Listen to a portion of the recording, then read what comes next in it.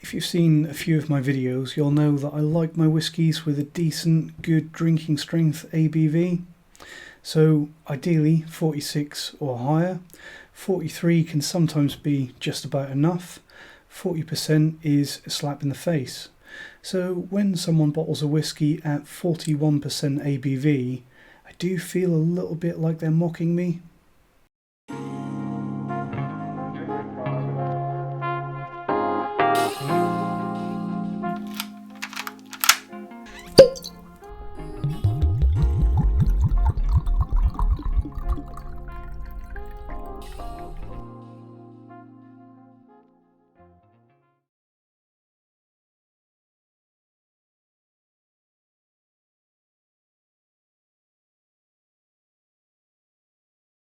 Hello whisky fans, today I'm going to be looking at yet another supermarket whisky. This is Abrachan, which is a Lidl's product. So Lidl have been selling whisky under the name Abrachan for quite a while. I've only recently seen this new redesign of the label with the black and gold fiery design. Actually looks quite nice, I think. It's a very attractive bottle and they've done a decent job with the label. As for the information on the label, we're told that this is a blended malt Scotch whisky, so that's at least 2 single malts and no grain whisky, so it should be a much better product than other blended Scotch whiskies, especially thinking of things like the Lidl's Queen Margot. This should be a real step up. As I mentioned, it is bottled at a very curious 41%.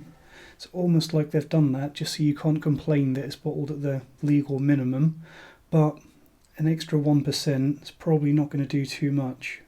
It doesn't say anything about chill filtering or natural colour. What it does say in rather large font on the bottom of the label is that this is a peaty and smoky whisky. Now, as with all of these supermarket and mystery malt blended malt whiskies, when they say peaty and smoky, I think that they tend to have a low standard of what counts as peaty and smoky. Quite often they're not as peaty and smoky as you might like, so we'll have to see if that's the case. Just reading the rest of the blurb on this label. Rich and distinct Speyside and Highland malts with earthy and maritime notes intertwined with heavy roasted coffee and chocolate characters. So we know from that this blended malt has at least one Speyside and at least one Highland malt in it. And from that I would probably infer that there's probably no Islay whisky in here, because I feel like as popular as Islay whisky is these days, if there was Speyside, Highland and Islay, I feel like they would have definitely pointed that out. So there's a bit of marketing blurb on the back of the label. Legend has it all started with the Abrachan, a mythical beast who roamed the highlands and stalked the lowlands, so a rather well-travelled beast. Burning the Scottish bogland with its ferocious fiery breath, the smouldering aftermath left the village. I'm not reading this. Let's just get it in the glass and see if it's any good.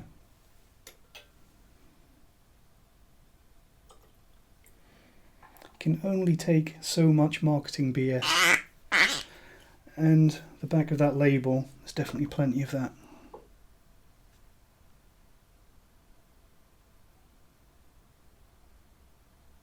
So I am often quite surprised by how good some of these blended malts can be, especially when you look at things like the Lidl Glenorchy 5-year-old. I think that's a phenomenal, really bright and sharp, juicy, really lovely little young whisky. And other things that I've reviewed lately, like the Naked Grouse, the blended malt from the famous Grouse Company. Again, I think that's a wonderful whisky and it's usually available at a really good price. And this one here, at first nosing, is not horrible. It's definitely better than a lot of blended Scotch that you can get. There's no real immediate immaturity on the nose. And as you might expect from the colour on that one, again, we don't know if it's natural colour, but I would say that it probably is unnaturally coloured, but I would also say that some of that colour is probably coming through from some sherry casks, because on the nose of this one, you definitely can smell a rather mild, slightly watery sherry influence, and some mild, spicy, smoky peat. as always, I have to give the disclaimer that it's not a peat bomb. It's also not a sherry bomb. It's not an in-your-face, highly flavoured whiskey at all, but there's definitely that character there. Also getting some mild maltiness. You can actually tell that this one is made with barley. You can tell that you are drinking whiskey, and I think you can tell that you're drinking a blended malt as well.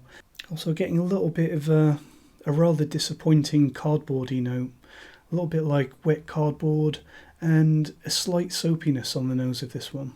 Occasionally I do wonder if there's a little hint of sulphur on this one, and that might be linked to that cardboardiness. But that sulphur could actually be responsible for how mild this whiskey is, because one of the things about sulphur is that it doesn't just put those bitter, eggy, burnt aromas into a whiskey, it can actually tone down a lot of the other positive flavours as well. So all in all, the nose on this one, there's some reasonably nice sherry notes, there's a little bit of peat, a little bit of malt, but it is very mild. Let's see how it tastes.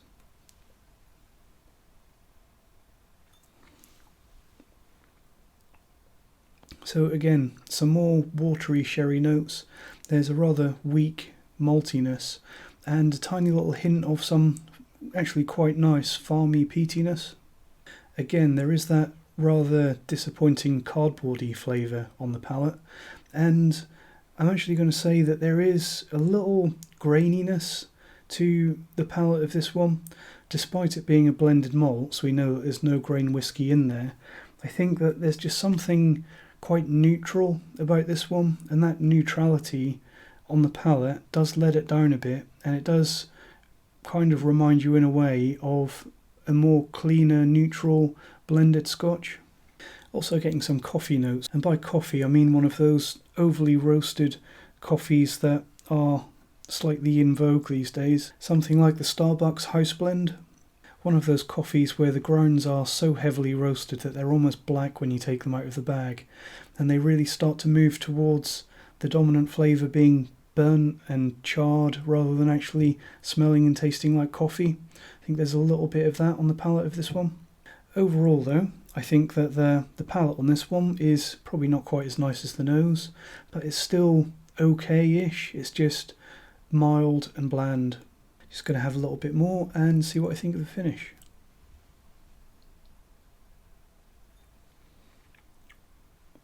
So on the finish, there's more of that sherry, and towards the late palate and the finish, I'm going to say that it's picking up quite a saltiness, a little bit of stewed tea, and that maltiness that was on the mid palate. Towards the late palate and finish, it turns into something rather like chocolate hobnob biscuits. The finish is actually surprisingly long. I'm going to say medium long for the duration of the finish, but again, it is just that bit weak. So what do I think of this Abrachan? This peaty and smoky, rich and distinct, ferocious. They're really trying to go for this sort of similar to the branding on the Ardbeg Wee Beastie, the idea of this mythical, fierce and deadly creature inspiring a whiskey which is fierce and possibly deadly. But it's just not. It's a bit tame, it's a bit weak, and I possibly said similar things about the Ardbeg Wee Beastie, that the sherry influence in that one tones it down a bit, and it does come off weaker than the Ardbeg 10-year-old, but this one is an order of magnitude weaker than the Wee Beastie. What I will say is that the tasting notes on the front of the label, for the first time that I can remember, are actually reasonably accurate. Normally, I don't pay any attention at all to tasting notes. I think that it seems like they're written by someone who's possibly never tasted the whiskey, or if they have, they've got no idea what they're talking about. But on this one, earthy and maritime notes, yeah, there's a bit of that, intertwined with heavy roasted coffee. Didn't like it a lot, but it's definitely coffee notes in there, and chocolate characters. So all of those notes, I would say, are very accurate. Peaty and smoky, it's in there, but I wouldn't put it on the front of the label in large font. But they're actually remarkably and unusually accurate tasting notes. As for a grade, I'm going to give this one a D. So that is just south of what I would be comfortable with calling good, to be honest. It's not particularly bad either. I think that as a gift, if someone gave this one to me, I would be pretty happy with it. It's not the sort of thing that you want to sit down and really analyse and spend a lot of time over, but I think after a long day at work, if you get home and you just want a whiskey of some description and you don't want to spend too much time on it, this is a reasonably good everyday dram. Would I buy it again? Probably not, almost definitely not, but it is better than the Queen Margot. Not by much, but it is. So hopefully you've enjoyed this video, and if you have tried Lidl's Abrachan, then let me know in the comments what you think, and I'll see you next time. Cheers.